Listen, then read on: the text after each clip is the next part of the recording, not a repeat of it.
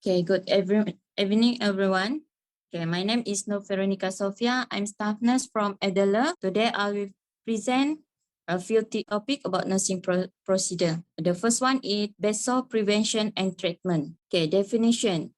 A pressure ulcer or pressure sore or decubitus or bed sore is localized injury to the skin and other underlying tissue, usually over a body prominence, as a result of prolonged unrelieved pressure. Maksudnya ialah tekanan yang terlalu lama. Stage of bed sore, kita ada 4 stage of bed sore. Stage 1, persistent redness iaitu kemerahan pada kulit, partial thickness skin or tissue loss iaitu separuh. Stage 2 adalah separuh, and then stage 3 full thickness skin loss, and stage 4 is full thickness tissue loss. Okay, risk factor. Faktor risiko untuk bed sore biasanya friction iaitu geseran, shear, impair sensory perception, impair physical mobility iaitu mobility fizikal yang terjejas, alter level of consciousness iaitu biasanya pesakit yang unconscious, fecal and urinary incontinence, malnutrition, dehydration, excessive body heat, advanced age, biasanya orang tua lah, chronic medical condition, diabetes and cardiovascular disease.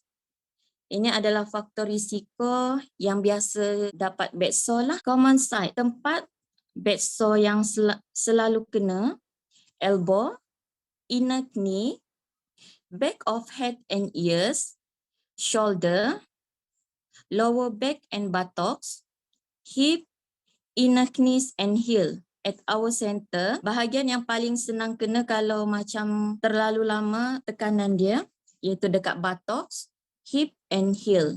Tempat ni kita memang selalu kena alert lah. Complication bed sore adalah cellulitis. Cellulitis ialah keradangan pada kulit lah. Biasa kita boleh detect pada kulit bila ada kemerahan, redness pada skin. And then bone and joint infection, sepsis and cancer. Sepsis adalah peradangan yang sering terjadi akibat infeksi dan boleh mengancam nyawa. Bed sore prevention. Prevention ni adalah number 1 is position changes. Changing position frequently and consistently is crucial to preventing bed sore. Expert advise shifting position about every 50 minutes that you are in a wheelchair and at least once every 2 hours, even during the night if you spend most of your time in bed. Position change paling penting. And then number 2, skin infection. Daily skin infection for pressure sore are an integral part of prevention. Okay, setiap hari kita kena monitor kulit pesakit untuk tengok sign ni lah, tanda-tanda awal sekiranya ada bed sore. Number 3, nutrition. A healthy diet is important in preventing skin breakdown and in aiding wound healing. Adequate hydration to maintain the skin integrity. Untuk prevent bed sore, kita perlukan nutrien yang cukup untuk proses penyembuhan. Dan juga kita perlu elakkan dehidrasi sebab dehidrasi ni menyebabkan kulit kering dan senang terluka lah. Okay, number 4, lifestyle changes iaitu quitting smoking, exercise. Daily exercise improve circulation. At our center, kita biasanya do fisioterapi. Kita akan suggest to family member lah untuk buat fisioterapi, dan kita sebagai staff nurse juga kita akan buat basic lah. So, biasa macam massage patient untuk improve dia punya circulation. Okay, number 5, use pressure iaitu relieving device, air mattress or water mattress. Kita biasa gunakan Ripple mattress dekat center. Bed sore treatment. Ini adalah paling penting untuk treatment bed sore lah. First, changing position. Okay, untuk bedridden patient biasanya kita schedule dia, kita akan buat 2 or until 4. Paling lama 4, tapi actually kita akan buat biasanya 2 hourly, kita akan change position patient lah. Okay, sekiranya family member, pesakit tidak boleh bergerak sendiri, kita kena advise family member ataupun kita sebagai caregiver kena tolonglah. Number 2, using support surface. Biasanya dia special cushion, pads, mattress and bed that relieve pressure on an existing shore and help protect vulnerable area. Okay, usually yang ni kita akan guna ripple mattress untuk setiap pesakit yang berpotensi untuk dapat bed sore. Number 3, cleaning. It essential to keep wound clean to prevent infection. A stage 1 wound can be gentle washed with water and mild soap, but open sore should be cleaned with salt, iaitu saline solution each time the dressing is changed. Number 4, control incontinence. Okay, controlling incontinence biasanya kita kena frequent change pampers untuk patient yang bedridden, and then biasa kita akan juga advise, doktor akan advise untuk guna kondom catheter ataupun CBD catheter. Ini untuk elakkan luka bed sore tu bertambah teruk. Okay, number 5, removal of damaged tissue, debridement. To heal properly, wound need to be free of damage, dead or infected tissue.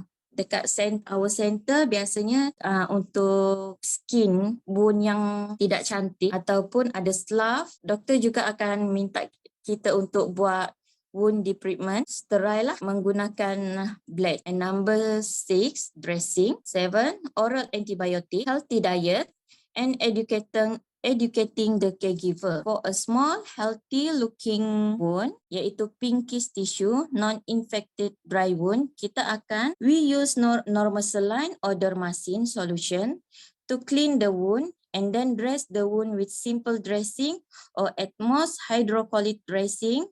Biasanya kita akan gunakan duoderm, sama ada duoderm gel lah. A large wet bed sore with infected and necrotic tissue, we adopt intensive wound care. Okay, manual disloughing of dead tissue with sterile surgical instrument, and then usage of povidone or dermacin solution for wound and clean disinfectant. Number 3, application of either hydrofiber dressing, example Aquacel foam dressing, Elevate, or alginate dressing, Algicel. We also need to frequent turning of the patient to minimize pressure point, frequent perineal hygiene and change of diapers. Yang ni sangat-sangat penting. Setiap kali pampers basah kita kena alert. Biasa kita akan check untuk 2 until 4 hours untuk check pampers patient. Improve nutrition mainly by increasing protein content in diet based on patient weight and requirement. Nutrition ni sangat penting lah untuk proses penyembuhan. Usage of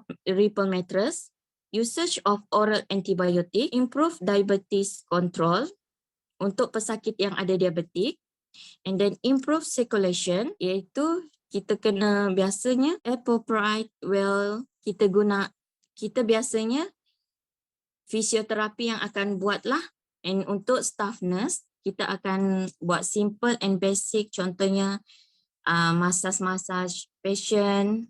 Ini adalah solution yang selalu kita guna, iaitu dermacin, and juga untuk luka yang besar iaitu povidone iodine solution lah. Okay, ini adalah contoh duoderm for dry and non-infected wound.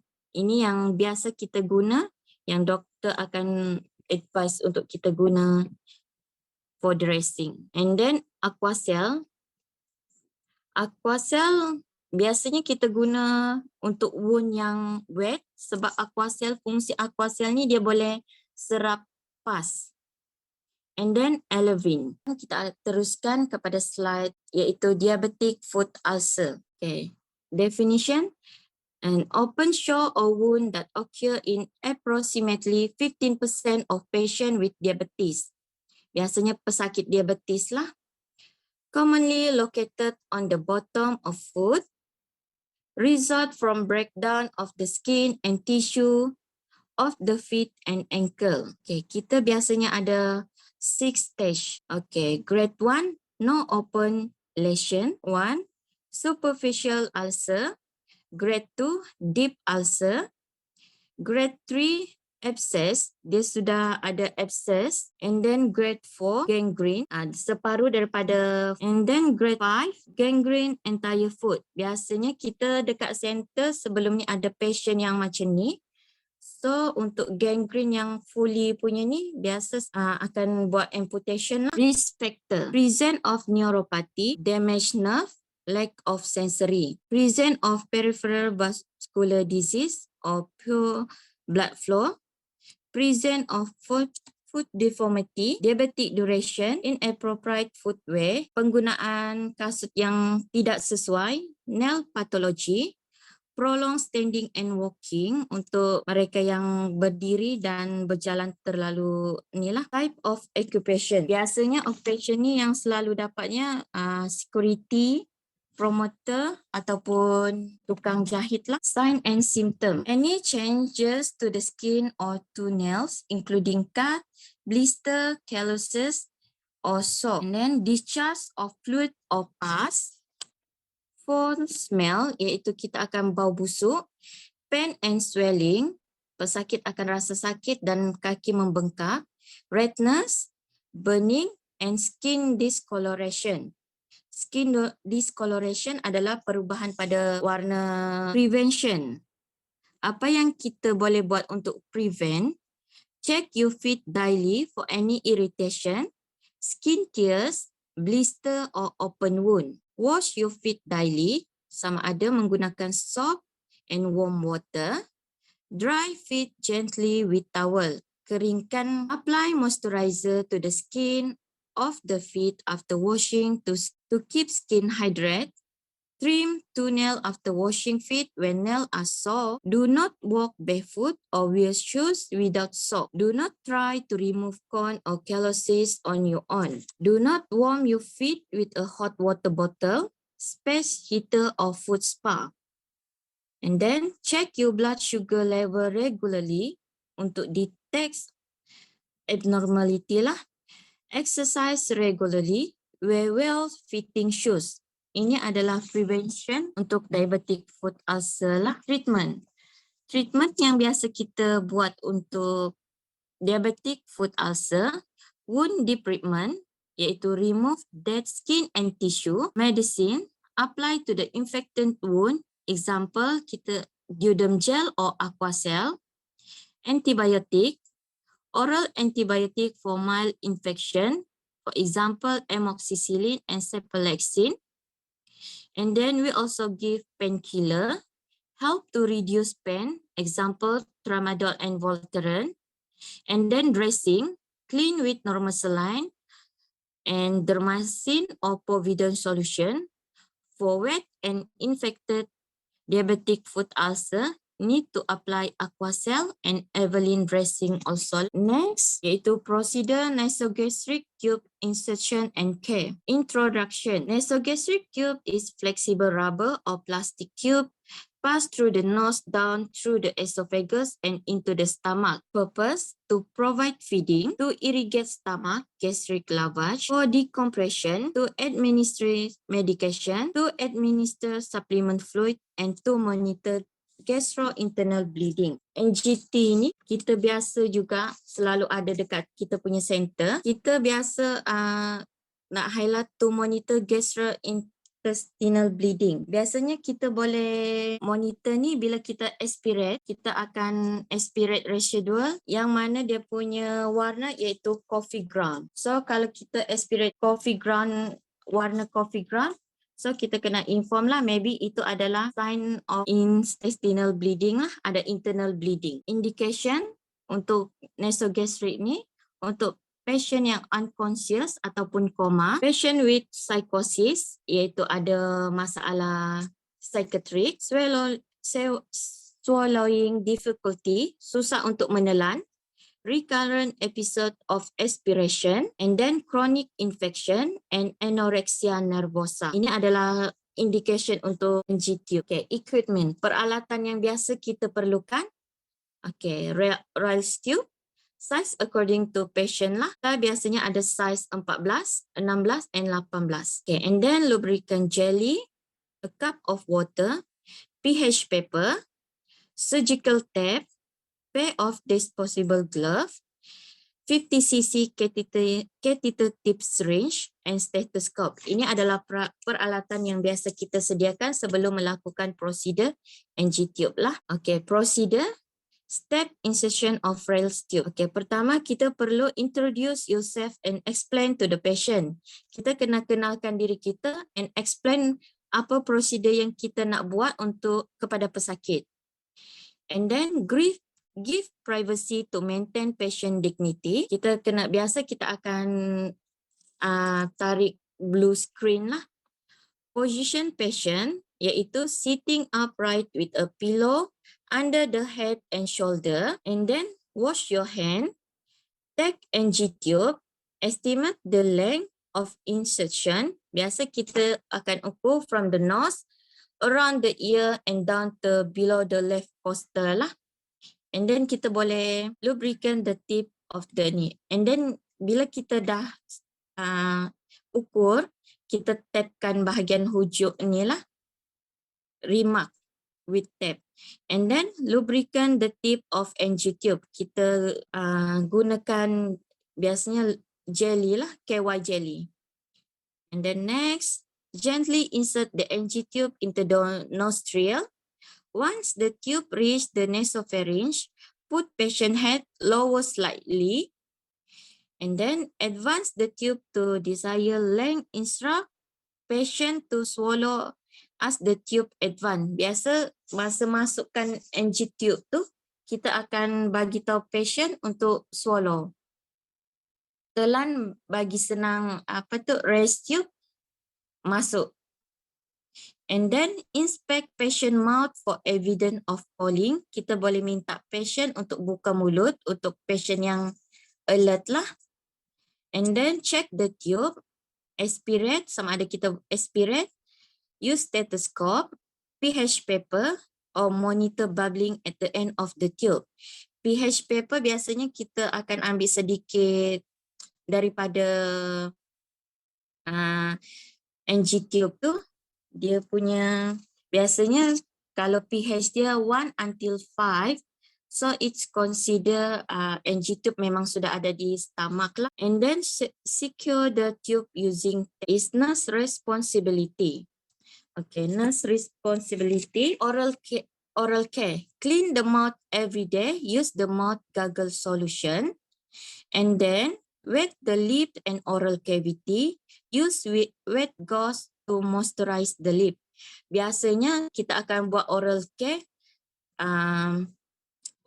bila kita buat sponging, tapi kita boleh bersihkan mulut pesakit setiap kali selepas kita bagi NG tube. Kita kena bersihkan lah.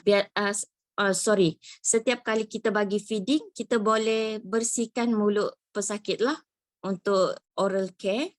And then skin care, keep clean skin around the tube. Remove any crust of secretion from around the nose.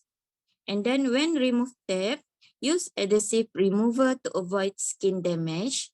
And then change new tape when necessary. Biasa bila kita mandikan patient, kita punya tape tu akan tercabut, so kita akan tukar yang baru. Verify NG tube placement. Macam mana kita verify?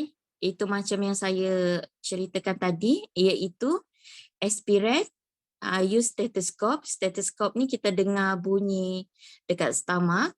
And then pH paper, monitor bubbling at the end of the tube, and also boleh confirm by X-ray placement lah. And then next, flush.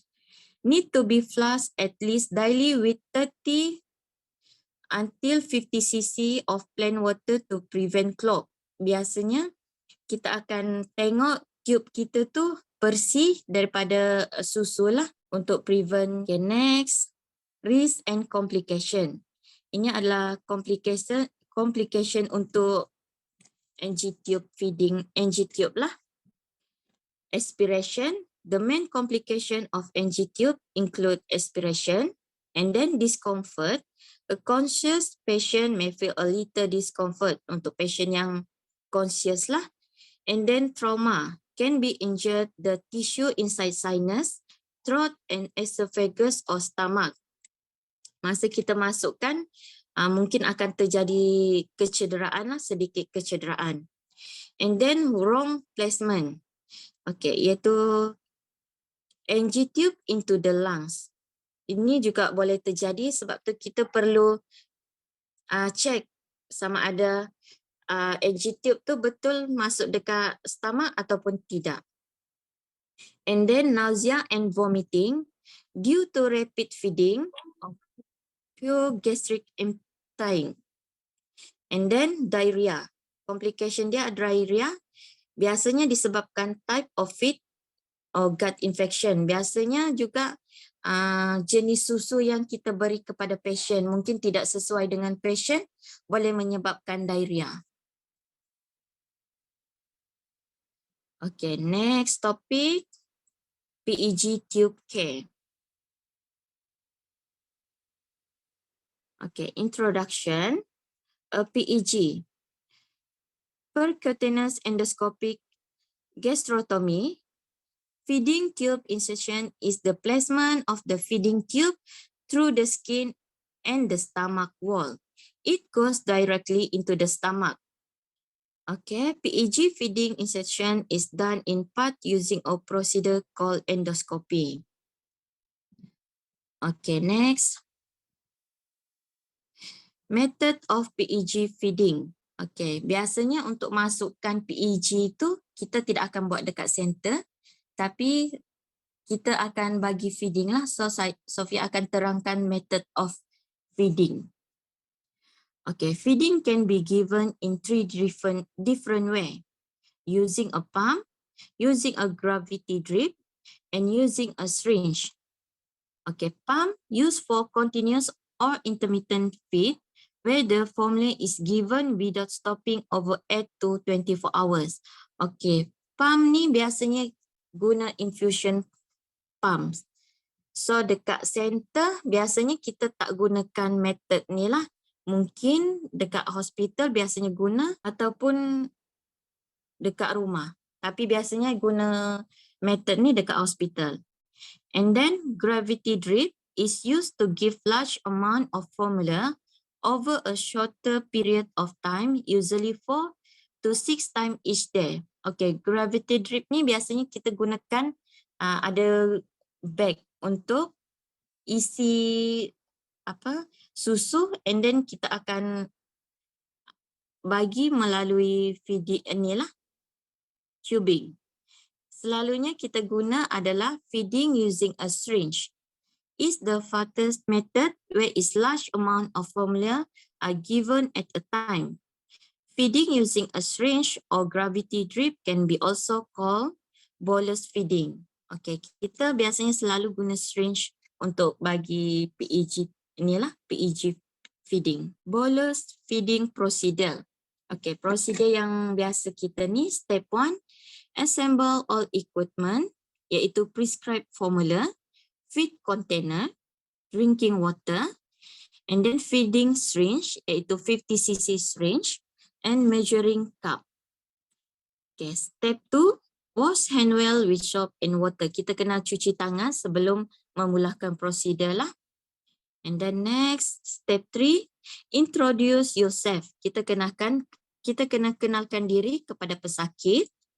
Position the patient, iaitu pro up 45 to 90 degree and give privacy. Apply clean gloves. Attach the syringe to the feeding tube. Flush with warm water. First kita kena flush dulu. And then pour formula into syringe. Amount and formula as prescribed by treating doctor. Hold the syringe higher than where the feeding tube goes in.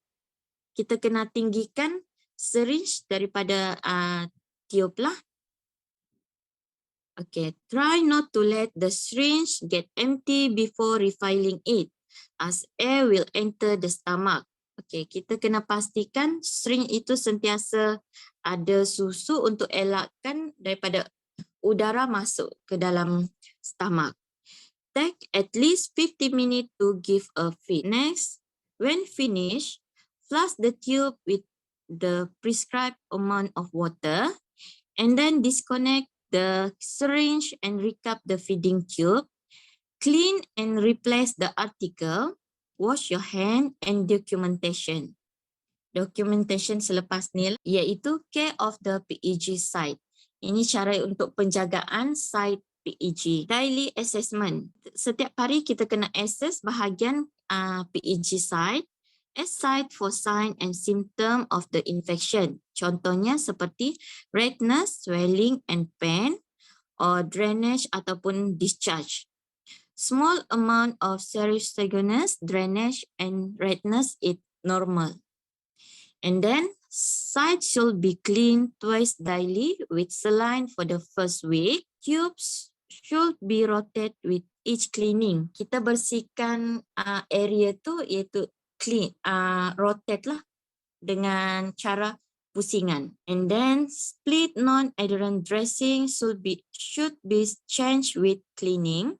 Okay, setiap kali kita bersihkan site PEG tu kita akan tukar biasa gauze yang baru. Okay, protect the tube and site, and then prevent excessive movement of the tube. Kita kena kurangkan pergerakan area tu, prevent the tube from being pulled out or becoming tangled. Iaitu kita kena elakkan untuk dia tercabut ataupun tangle. To prevent block, always cross medication well before giving through the feeding tube. Kita kena hancur bila bagi medication, kita kena pastikan betul-betul hancur sebelum bagi. Untuk elakkanlah daripada blok dekat tube. Always flush the feeding tube with 40 ml before and after giving medication. And always flush the tube with at least 40 ml water every 4 hours or 8 hours if overnight. And then always begin and finish each feeding session with water flush. This keep tube clean and stop feeding building up inside the tube. Feed building. Okay, kita memang tekankan untuk flush and pastikan tube PEG itu bersih untuk elakkanlah ada blok pada nursing consideration. Apa yang bahagian nursing punya part iaitu mouth care is extremely important in patient not taken in oral nutrition. Okay, mouth care ni sebab biasanya mulut kita akan kering, so kita kena kerap bersihkan mulut pesakit. And then brush teeth, oral hygiene, twice a day. Biasanya berus gigi sekurang-kurangnya 2 kali sehari.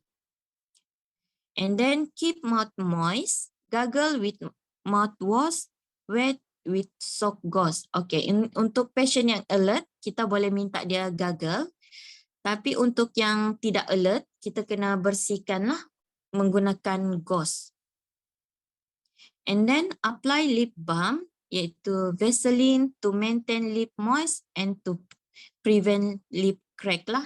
Kita kena sentiasa apply Vaseline dekat mulut pesakit. Complication of PEG tube.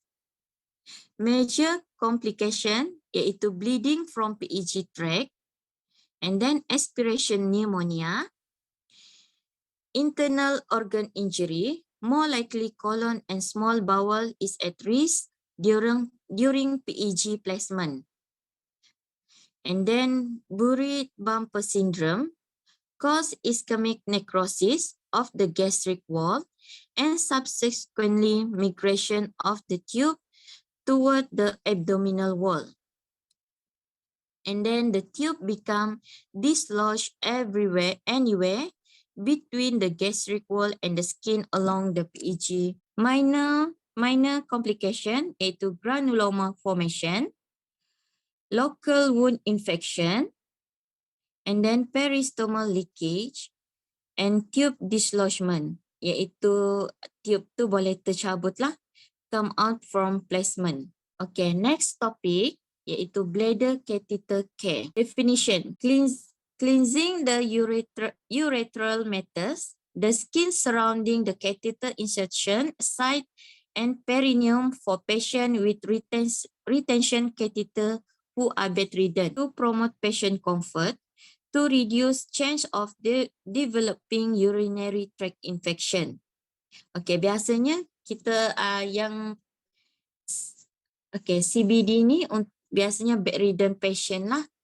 And then untuk elakkan kita penjagaan bladder catheter ni untuk elakkan urinary tract infection. Okay, next, daily bladder catheter care. Apa yang nurse perlu buat iaitu wash hand before and after giving catheter care, keep the skin and catheter clean, clean around the catheter at least once a day and after every bowel movement. Okay, biasa setiap kali patient BO, kita kena pastikan area catheter tu juga bersih. Always keep the urine bag below the level of the bladder. Backflow of urine can cause an infection. Okay, biasa posisi bag urine dekat bawah, below the level the bladder lah. Biasa kita rendahkan dekat katil. Use cotton underwear or pampers. Ensure adequate fluid is taken, at least 1.5 liter per day. Avoid excess caffeine. Make sure the tubing is not kink or loop when patient is in the bed, is not lying on the catheter. Kita kena pastikan catheter tu tidak bergulung ataupun patient tertindih catheter. Equipment, peralatan yang biasa kita gunakan iaitu sterile catheter care kit containing forceps, cotton ball, swab, bowl of antiseptic lotion and sterile water. Number 2, a clean tray.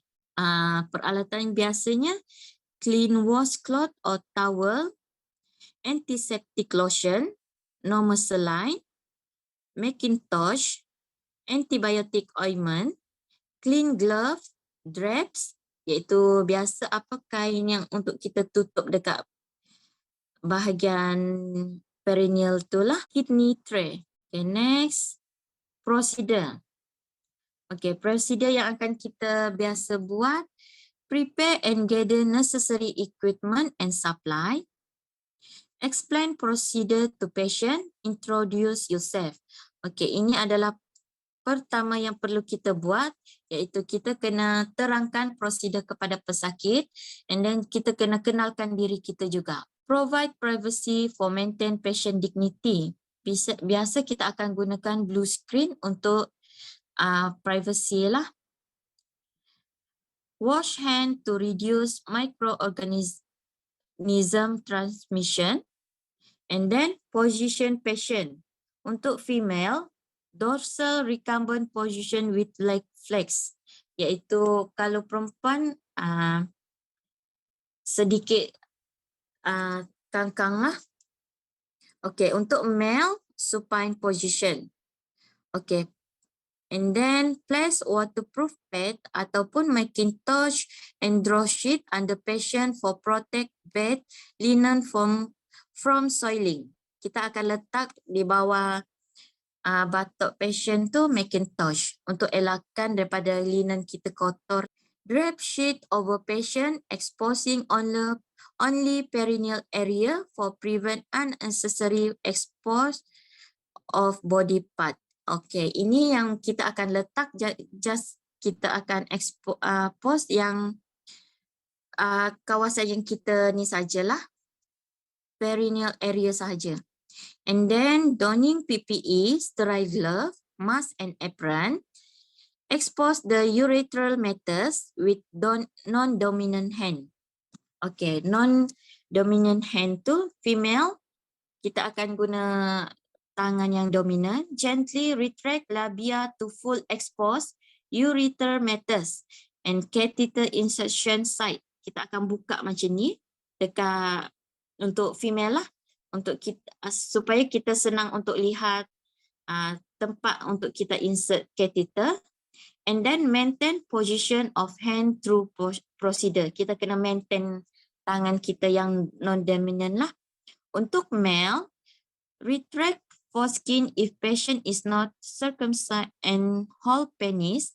Untuk lelaki yang tidak berkatan, kita kena hold lah dan tekan ke belakang. And shaft just below gland. Maintain position hand through or procedure. Kita akan biasa kita buka and tarik ke belakang sikit.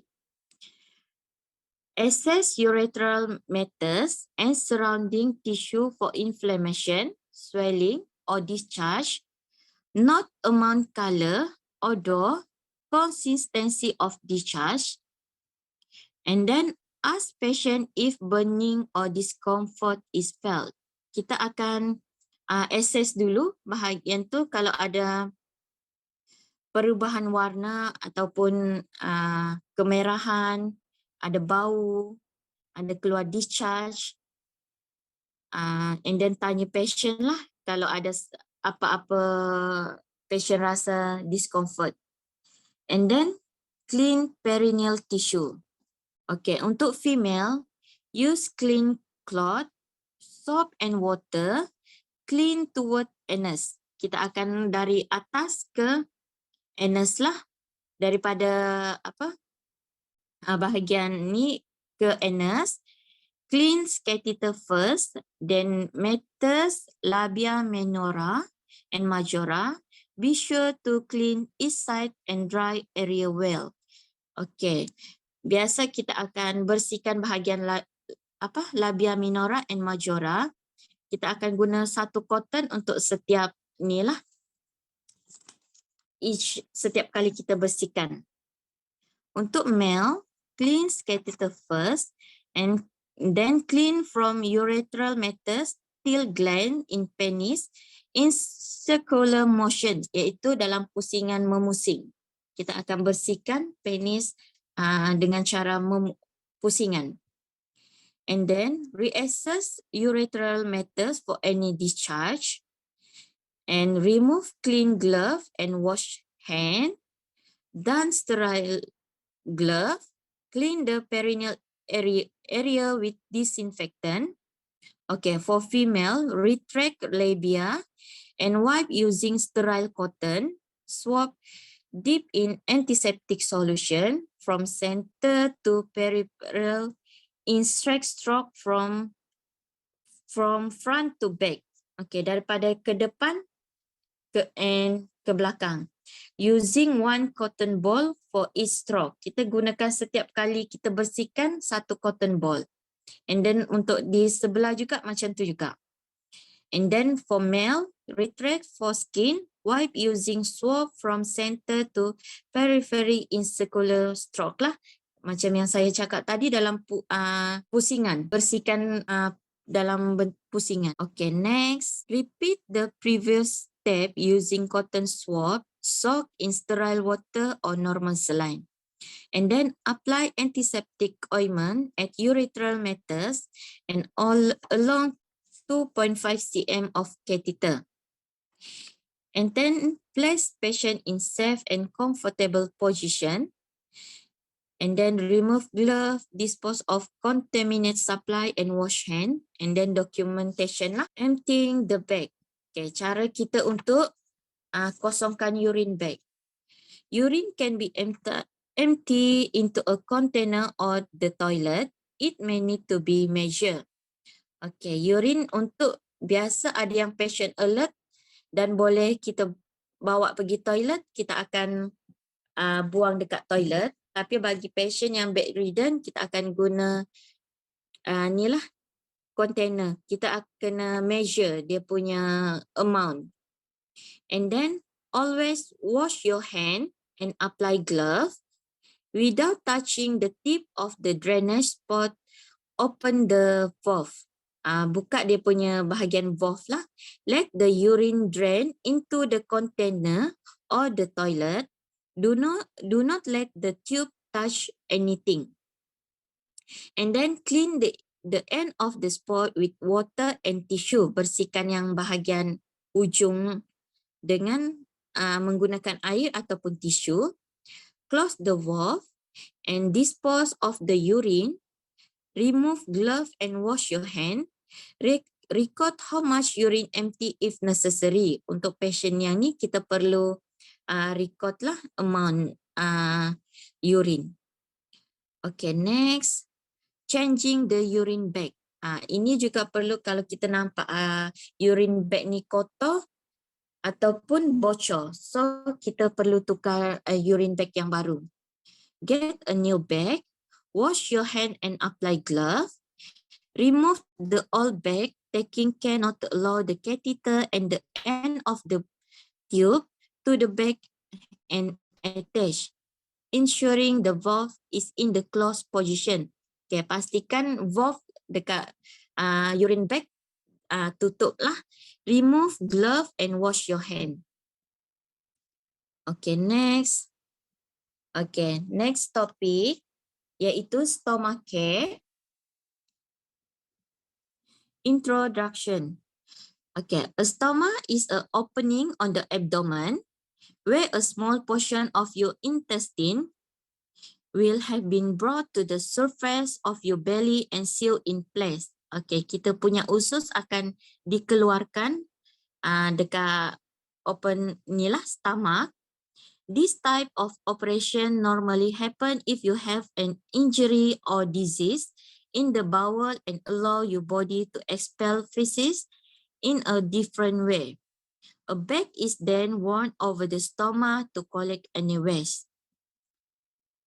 Okay, next. Okay, type of stoma. Iaitu kita ada colostomy, where a portion of your large bowel, iaitu colon, is used to create a stoma. Kita ambil bahagian pada colon. And then ileostomy, where is portion of the ileum ataupun small bowel is used to create stoma. And then urostomy. Urostomy is where is portion of the ileum is taken and connected to the ureter to bypass the bladder and create a urinary diversion. This is also known as iliac conduit. Okay, iliac conduit is make it possible for person to pass urine even after a surgeon has removed their bladder or it has become damaged, iaitu bila kita dah buang bladder tapi kita masih boleh keluarkan urine lah melalui urostomy. Okay, next. Colostomy dressing. Okay, purpose iaitu clean stoma and peristomal, and then apply skin protective barrier and fresh colostomy bag to prevent excoriation and leakage from stoma. And then observe stoma and surrounding skin. Itu adalah untuk colostomy dressing. And then next. Okay, procedure. Apa requirement? Kita biasanya perlukan protective sheet or Macintosh. And then disposable glove. Gauze piece iaitu gauze pad or tissue paper, basin with warm water ataupun normal saline. Kita juga perlukan colostomy bag, colostomy base plate and clamp, and then stoma measurement guide, skin protective barrier, kidney dish ataupun paper bag, stoma measuring guide, and then pen or pencil and scissor. Ini kita perlukan untuk gunting lah. Lepas kita dah measure stoma tu, kita perlu gunting ikut measure dia lah. And then bedpan. Okay, next. Procedure dia. Gather equipment and then encourage client atau and patient look at the stoma. Kita bagi patient untuk tengok lah. And then explain the procedure to the patient. Kita kena explain each procedure yang kita buat kepada patient. And then provide privacy. And then perform hand hygiene and wear glove. Kita kena pakai glove. Spread protective sheet or Macintosh. Okay, itu untuk protect kita punya linen. And then remove used pouch and skin barrier gently by pushing the skin away from the barrier. Okay, yang ni kita akan buka stoma bag daripada patient lah. And then kita akan remove clamp and empty the content into bedpan. Kita akan bersihkan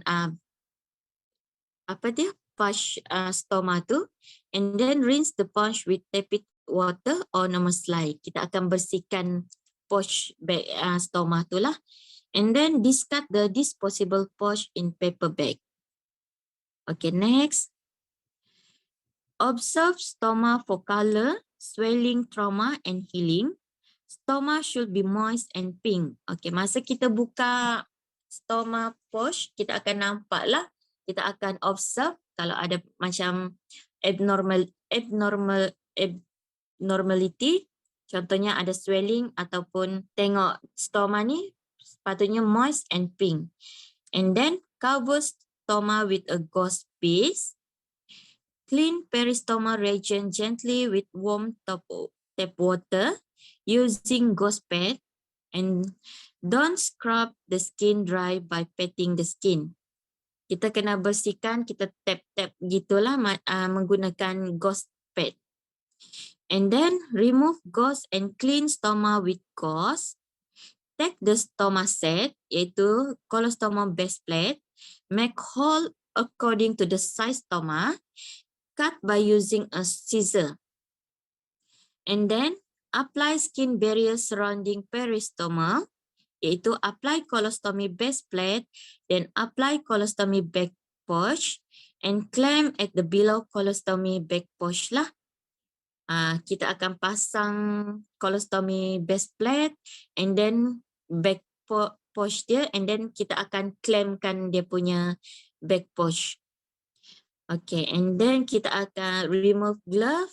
Bila dah siap, kita akan remove glove and wash hand and make the patient comfortable. Clean the area and replace all article, and then documentation lah, date and time, amount, color and consistency of fecal, sign of any infection lah. Kita perlu dokumentasi. Topik iaitu tracheostomy care.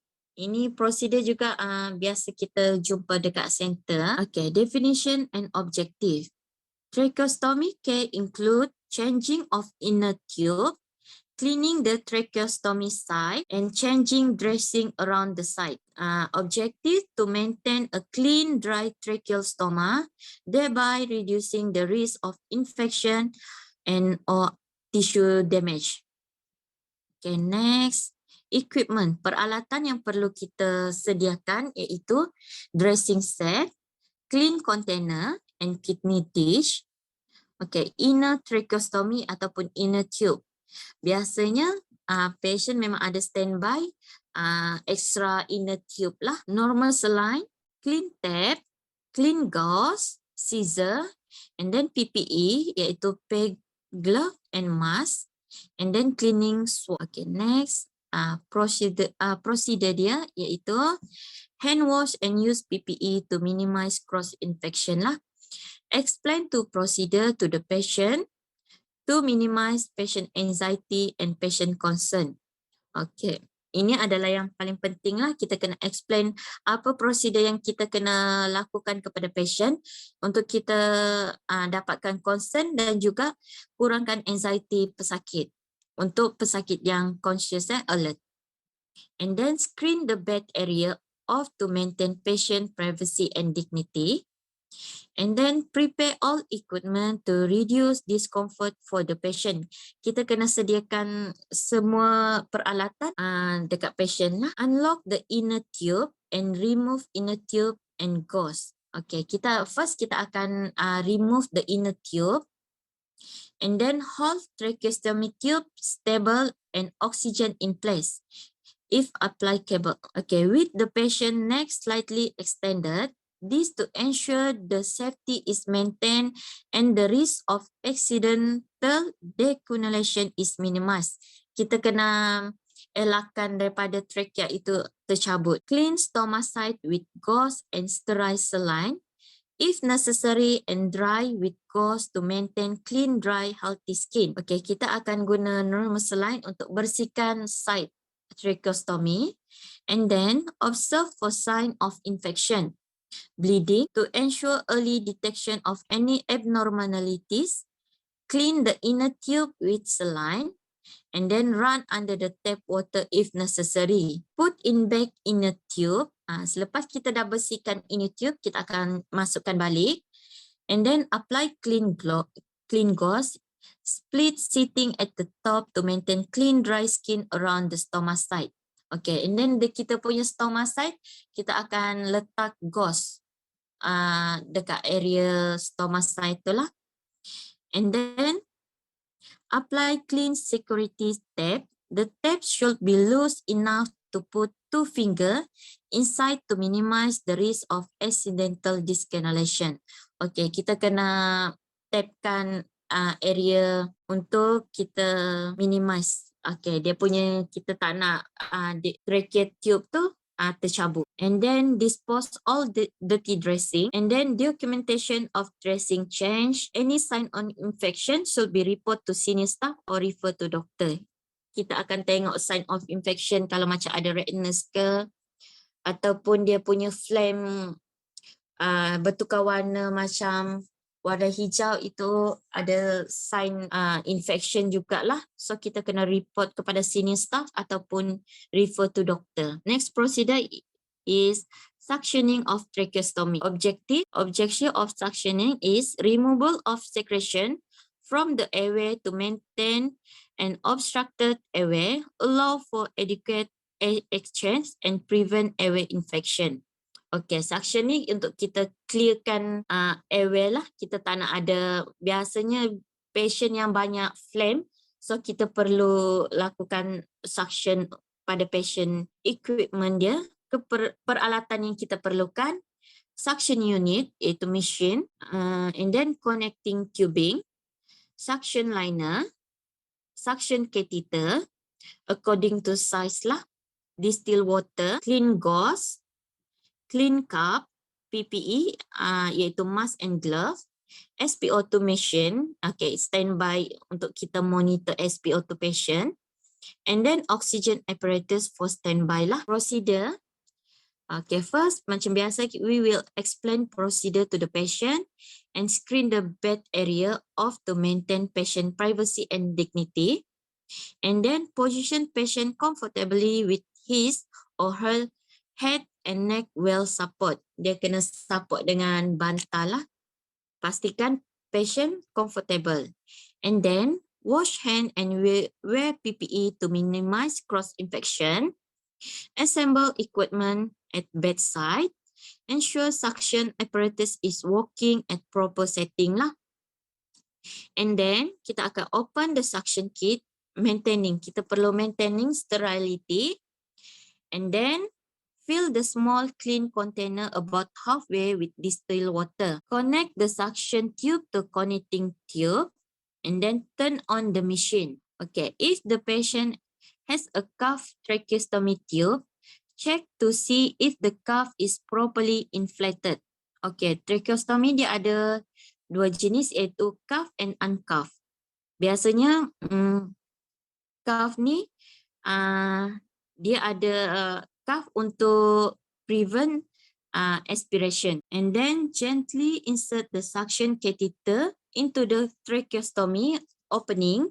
Slowly advance the catheter a maximum of 6 inches. Kita akan masukkan tube suction slowly and then apply suction for 5 and 10 seconds. If no sign of hypoxia, iaitu kurang oksigen. And then never suction for more than 10 seconds. Observe for sign of hypoxia such as arrhythmia, bradycardia. Arrhythmia iaitu abnormal rhythm jantung lah. Bradycardia iaitu low heart rate or decrease in peripheral tissue perfusion. Sekiranya kita nampak sign macam ni, stop immediately, oxygenate patient and document intolerance upon completion of procedure. Okay, biasanya kita suction, kita akan masukkan suction tu and then kita akan masuk and pusingkan, kita tarik keluar dalam masa 5 and 10 second untuk suction. And kita tidak boleh lebih daripada 10 second lah masukkan suction tube itu. And then flush catheter and tubing with distilled water. Selepas kita ni, kita akan flush gunakan distilled water yang kita dah letak dalam container tu lah. And then allow the patient 20 to 30 second to rest between suction pass. Kita kena at least bagi sebelum kita next suction, rehatkan pesakit dalam 20 atau 30 minit. Kita tak boleh nak lepas suction and then terus suction. Kita bagi rehat untuk pesakit dulu. When the patient airway is clear and you are finished suctioning, truly flush the distilled water through the catheter and connecting tube. Biasanya untuk kita flush, untuk kita bersihkan suction catheter and then connecting tubing. Turn off the suction machine. Lepas kita guna, kita turn off. Slide the catheter back into the package and disconnect it from the connecting tube. Rinse the suction catheter and store it with the other equipment to be disinfected and clean the container. Okay, selepas tu kita akan clearkan lah, bersihkan semua. And then take off your glove and discard it properly. Wash your hand with soap and water and dry with a clean towel. And then documentation. So after ni kita perlu documentation after suction lah. Antibiotic administration. Antibiotic infusion therapy. Okay, administered directly into a vein or enter to the bloodstream immediately and bypass the absorption in the gut. Okay. Biasanya kita akan melalui inilah direct to vein ataupun bloodstream kita. And then allow patient to avoid from hospitalization for severe infection by receiving IV antibiotic in a clinic or at home. Okay, antibiotic IV line. Small, narrow, flexible tube insert into a vein using a needle. Okay, dia punya ni biasa kita akan use needle masuk vein.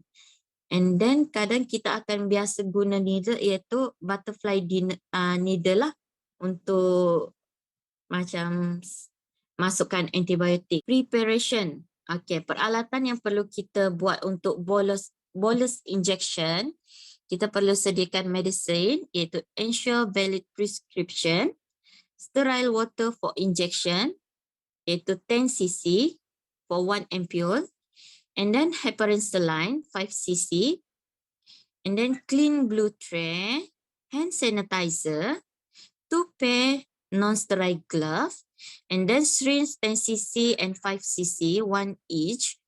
Okay, needle 25G, A2 green, 2, and then alcohol swab. Ini adalah peralatan yang kita perlukan untuk beri bolus injection. Dilution of antibiotic. Okay, cara-cara kita untuk dilute. Wash hand and then discard antibiotic cover top. Kita buka top antibiotic.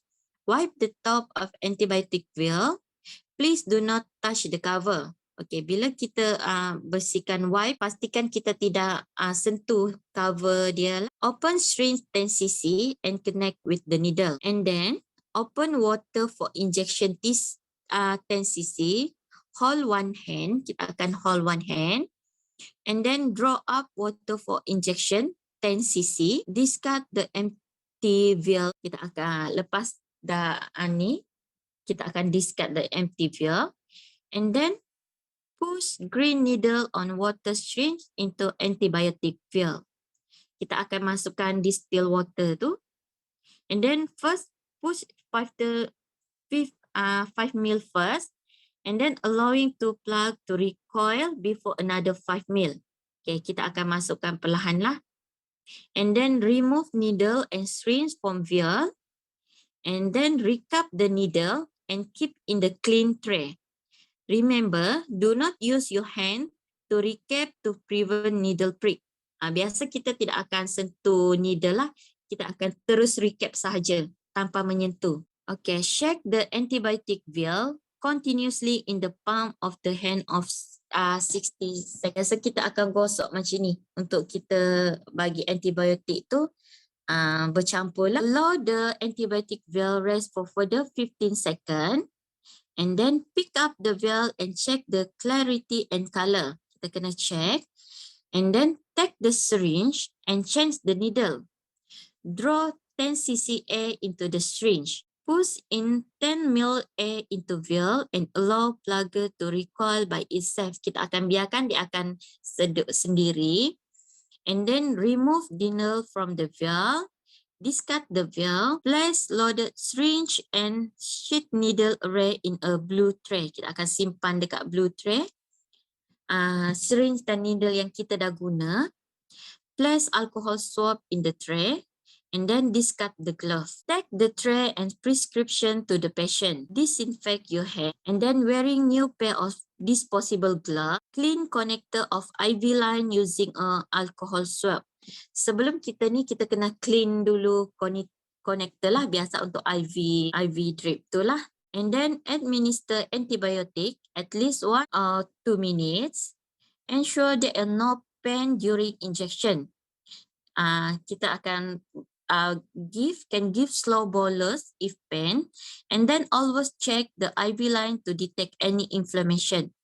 Okay, kita kena bagi perlahan-lahan dekat ni lah. Kita tak boleh nak bagi terus sekali masuk bolus sebab antibiotik ni memang sakit. Then kita kena check IV line lah untuk detect inflammation.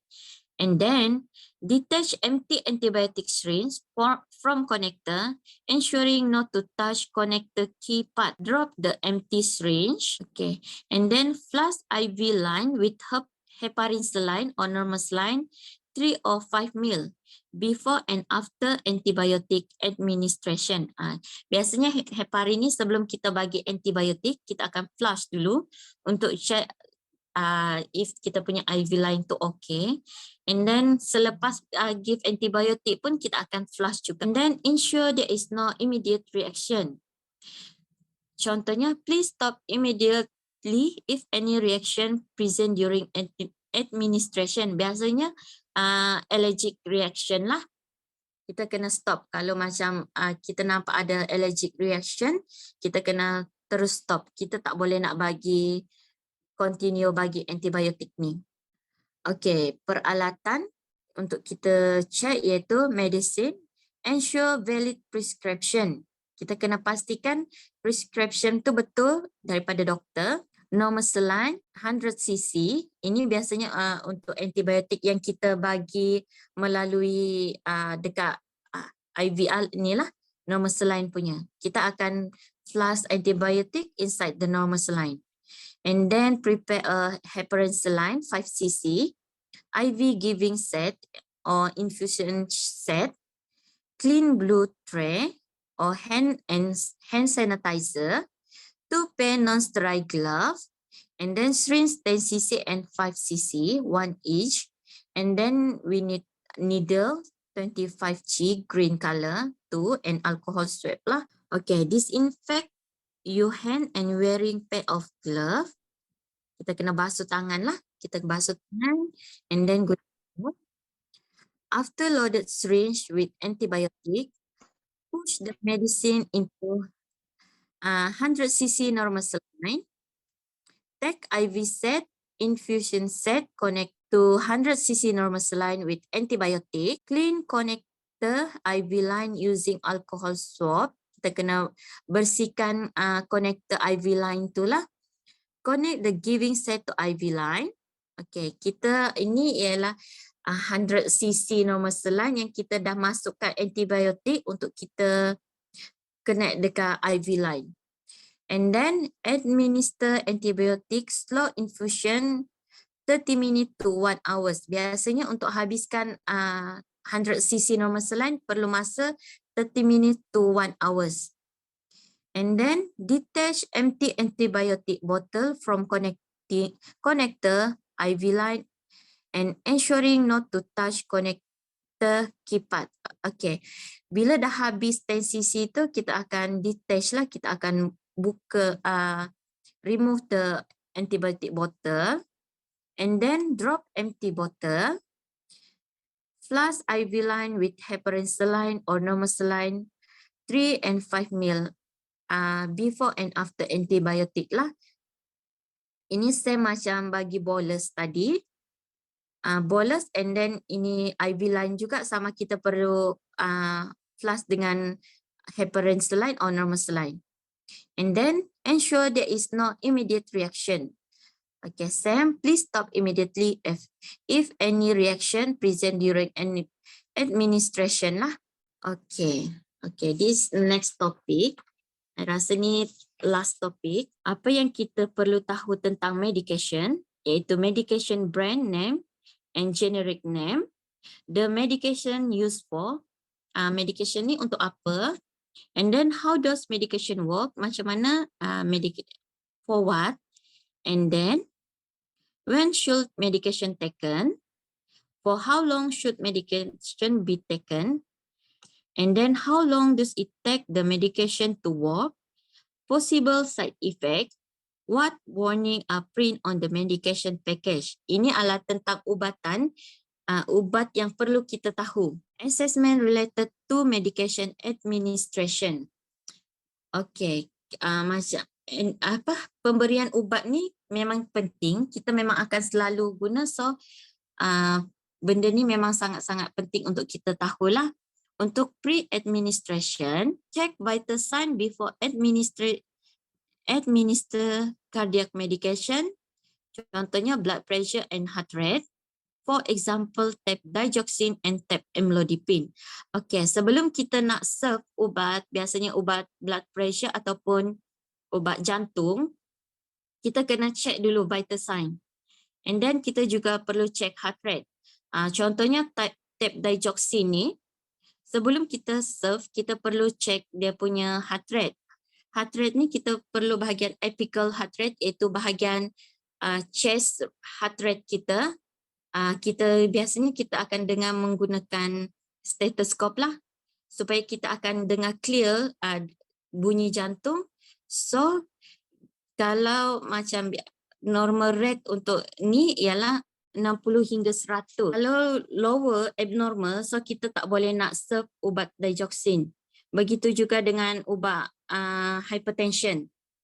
Ubat hypertension untuk low blood pressure, kita kena hold the medication and report to the doctor lah. And then next, perform a focused respiratory assessment before administering inhaled respiratory medication such as albuterol for asthma of chronic pulmonary disease, the oxygen saturation. Okay, ini pun samalah. Kita kena, sebelum kita beri ubat untuk respiratory ni, kita perlu check heart rate, respiratory rate, and lung sound. Kita kena assess. The patient respond to the medication is then compared to pre-assessment data to determine effectiveness. Okay, kita kena assess supaya selepas kita bagi ubat, kita akan assess balik untuk kita tahu keberkesanan ubat yang kita bagi. Review blood result before administering a diuretic such as furosemide. The nurses assess the potassium level in recent lab result. If a lower than normal, the nurses will halt the medication. Okay, untuk blood result pun kita kena assess dulu sebelum bagi ubat lah. Biasanya furosemide ni ubat diuretik untuk pasien yang ada edema lah. And then perform a pain assessment. The nurses perform pain assessment based on the pain score. Okay, biasa kalau kita sebelum kita bagi ubat painkiller, kita kena assess dululah sama ada selepas kita bagi ubat painkiller ni, adakah ubat painkiller ni berkesan untuk pesakit ini. During administration, The nurses continues assess safety during administration of medication, and that such as sudden change of condition, difficult in swallowing, for example, patient sudden become dizzy, the administration of cardiac medication is postponed until further assessment are performed. Okay, semasa kita nak bagi ubat ni, kita kena assess dululah. And the nurses memang perlu untuk assess. And then selepas patient makan ubat pun kita kena assess, kita kena tengok kalau ada macam change condition lah. Patient SOB ke macam tu. And then for post administration, kita kena documentation, evaluate the patient. Contohnya administer pain medication. Kita kena selepas kita bagi pain medication ni, kita tengok sama ada berkesan ataupun tidak. Adakah sakit patient berkurang ataupun tidak. And then monitor first dose antibiotic, develop of resist. Contoh untuk pemberian antibiotik, kita kena assess pesakit lah sama ada antibiotik ni akan bagi allergic reaction selepas ambil antibiotik. Okay, 7 right. Ini 7 right iaitu apa yang kita perlu sebelum kita bagi ubat kepada patient. Apa yang nurses perlu lakukan iaitu write patient, confirm patient identify iaitu full name and ID number, write drug, name and physical of medicine, expired date and prescription. Perlu berikan, kita kena pastikan ubat yang betul. And then write dose, check prescription, calculate the dose. Kita kena check prescription doktor dengan betul lah. Write road, iaitu check the prescription, order an appropriate of the road prescribed, and confirm that the patient can take the medication by order road. Okay, right road ni biasanya kita akan sama ada menggunakan oral, okay, rescue, ataupun subcutaneous iaitu injection. Ya, itulah biasanya kalau subcutaneous tu insulin lah. Okay, kita kena pastikan cara pemberian tu betul. And then right time. Check the frequency of the prescribed medication. Double check with giving the medication with a correct time. Confirm when the last dose was given. Okay, right time ni kita kena pastikan masa yang kita bagi ubat kepada patient tu betul. Sama ada kita bagi macam contohnya OD, on daily, OBD 2 kali. So kita kena check time yang betul lah. Right patient education. Check if the patient understand what the medication is for, and then side effect and reaction. So kita kena tanya pesakit sama ada dia tahu ubat apa yang dia ambil, and then side effect. Biasanya contohnya ubat amlodipine untuk ubat hypertension. So side effect amlodipine ni contohnya headache, patient akan rasa sakit kepala, nausea, and then stomach pain, dizziness and drowsiness. Kita kena terangkan kepada pesakit side effect kepada ubat ni juga. Right documentation. Okay. Ensure you have signed for the medication after it has been administered.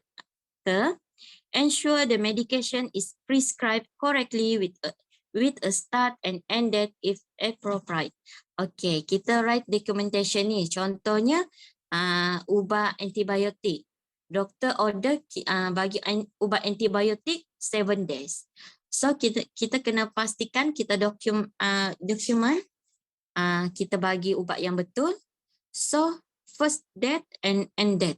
So cukup untuk 7 hari. So itu maksudnya right documentation. Look alike, sound alike. Okay, maksud dia ini adalah ada ubat yang nama dia sama tapi sebenarnya fungsi dia berbeza. As a drug, medication that look or sound similar to each other, either by their generic name or brand name. Okay, they might have similar packaging, similar sounding name, or similar spelling. The confusing drug name are one of the main cause of medication error. The most common error in generic name were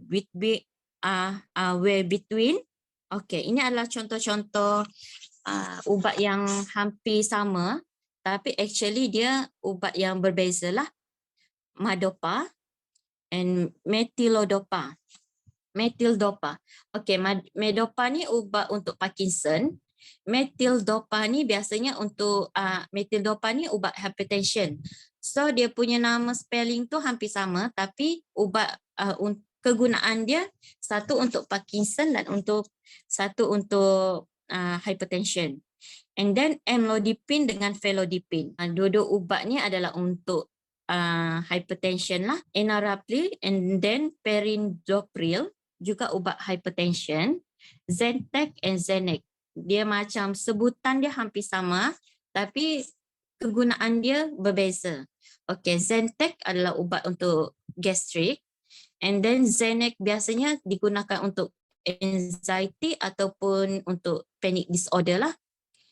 And then ubat lovastatin and simvastatin. Dia ubat kolesterol sama tapi dia cuma brand yang berbeza. And then Neurobion and then Neurotin. Neurobion ni vitamin and then Neurotin ni untuk seizure. Okay, example of medicine counseling form. Okay, mungkin sini tak nampak jelas sangat tapi saya akan terangkan sedikit apa yang ada dalam form ni lah. Biasa dalam form ni ada kita informasi pesakit and then tujuan kaunseling. Kita akan tanya tujuan kaunseling ni untuk apa? Sama ada untuk ubat ataupun penyakit. And then dekat sini juga akan ada diagnosis pesakit. And then sejarah penyakit. Kita akan isi sama ada kita akan tanya pesakit, ada alergi ubat, pesakit merokok ataupun alkohol, take alkohol. And then kita akan juga tanya pesakit tentang sejarah perubatan dalam ni. And then senarai ubatan terkini, ubatan yang pasien ambil lah. And then kita akan dekat sini juga ada penilaian tahap pemahaman pasien. Penilaian dia sama ada pasien tahu side effect ubat, alatan yang digunakan. Contoh alatan iaitu pen insulin. Kita akan tanya pasien sama ada dia tahu menggunakan alatan inilah. Itu yang akan ada contoh dalam medicine counseling form ni. Okay. Thank you all.